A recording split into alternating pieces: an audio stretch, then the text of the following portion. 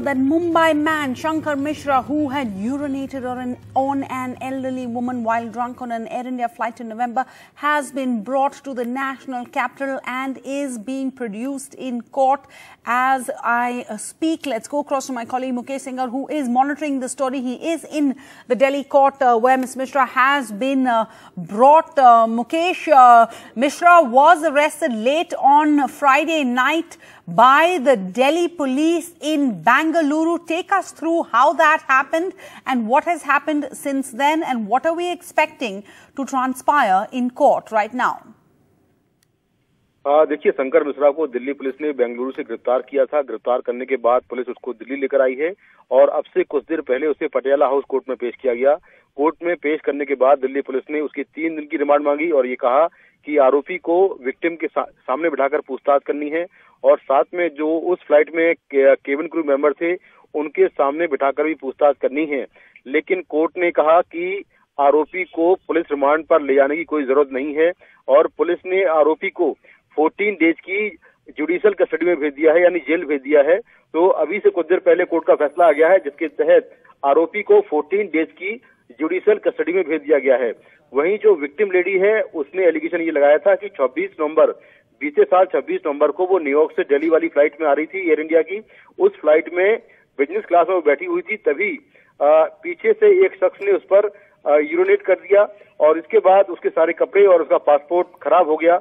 इसके बाद उसकी मर्जी के खिलाफ जाकर एयर इंडिया के स्टाफ ने आरोपी को उसके सामने खड़ा कर दिया और उससे माफी मंगवा दी।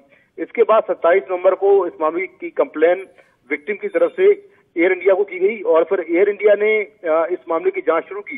हालांकि जब मामला मीडिया में आया तब जाकर एयर इंडिया ने इस मामले की शिकायत दिल्ली पुलिस से की और फिर दिल्ली पुलिस ने 4 जनवरी को इस मामले में केस दर्ज किया है। अभी एयर इंडिया ने अपने एक पायलट और 4 केबिन क्रू मेंबर को कारण बताओ नोटिस दिया है और साथ में उनको रोस्टर से हटा दिया है। तो इस मामले की जांच एयर इंडिया कर रहा है और दिल्ली पुलिस भी कर रही है।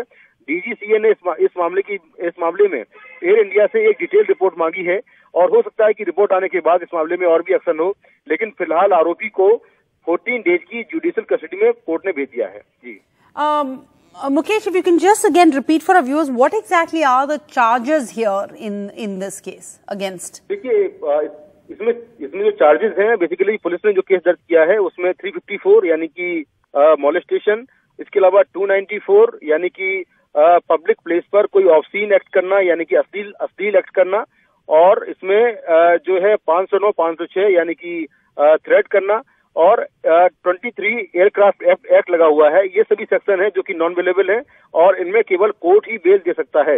लेकिन फिलहाल कोर्ट ने आरोपी को 14 दिन के लिए जेल भेज दिया है। जी। All right, Mukesh Singh Sengar reporting on this fast developing story right now.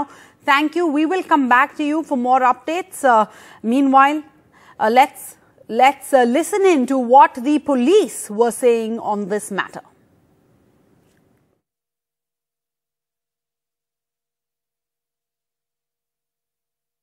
Sir, जो आरोपी है उसे कहां से पकड़ा गया और कितना मुश्किल था पकड़ना? आरोपी को बेंगलोर से पकड़ा गया है। 2 दिन से ये अपने अरेस्ट इवेड कर रहे थे। इनका एनबीडब्ल्यू भी इसलिए इशू कराया गया और कोऑपरेट नहीं कर रहे थे। तो बेंगलोर में संजय नगर इलाके से कल रात को अरेस्ट किए गए हैं और आज दिल्ली लेके आया गया। सर, आरोपी से आपने पूछताछ की है, पूछताछ में वो क्या कुछ बता रहा है? अभी इन्वेस्टिगेशन जारी है इस मामले में। अच्छा सर, जो एफआईआर है वो किस सेक्शन में की गई है? एफआईआर 294, 354 और 509, 510 आईपीसी और 23 एयरक्राफ्ट रूल में की गई है। सर, इस मामले में क्या एयर इंडिया के स्टाफ से भी पूछताछ आपने की है? कितने लोगों से पूछताछ हुई है? 4 लोगों से हो चुकी है। 5 लोग और हमने बुलाए हुए हैं, वो आज ज्वाइन करेंगे और इसके अलावा कुछ फेलो पैसेंजर्स हैं जिनको भी बुलाया गया है, तो उनसे भी बातचीत करेंगे। सर, कंप्लेन में क्या कुछ कहा गया था? क्या कंप्लेन विक्टिम ने की थी या एयर इंडिया ने की थी? विक्टिम ने एयर इंडिया को कंप्लेंट की थी और जब ये मामला एयर इंडिया ने हमें दिया तो हमने इनसे डिटेल्स मांगी। तो इन्होंने जब बाकी डिटेल्स दी तो फिर हमने दोबारा से इनको कांटेक्ट किया था विक्टिम को। तो उन्होंने बताया कि मैंने अपनी कंप्लेंट दी हुई है उनको, एयर इंडिया को।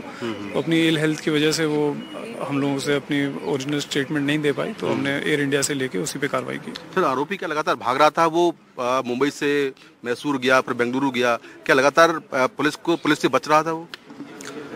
देखिए, जब हमने शुरू की इन्वेस्टिगेशन तो वो बेंगलुरु में ही थे और वहीं बेंगलोर के आसपास ही जो है थोड़ा अपनी पोजीशन चेंज कर रहे थे। तो based on local input and help Bangalore police की, उससे हम लोग अरेस्ट कर पाए उसको।